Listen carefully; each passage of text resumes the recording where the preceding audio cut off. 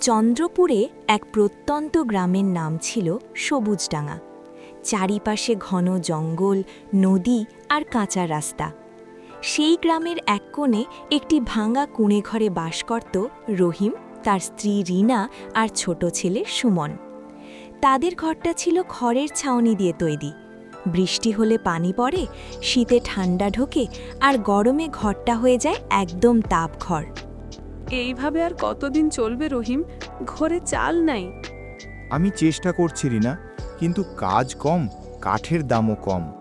আম্মু, আজ কি আমরা ভাত খেতে পারবো? রিনা চুপ করে থাকে, চোখে পানি। রহিম খুব গরিব হলেও তার একটা বড় স্বপ্ন ছিল, তার ছেলে সুমনকে পড়াশোনা করিয়ে বড় মানুষ বানাবে। সুমন, তুই আমার মতো হবি না, তুই পড়াশোনা করবি। কিন্তু আব্বা, টাকা কোথায়? আমি থাকলে টাকা আসবেই, আল্লাহ ভরসা। পরদিন সকালে রহিম তার পুরনো কুড়াল নিয়ে জঙ্গলের দিকে যায়।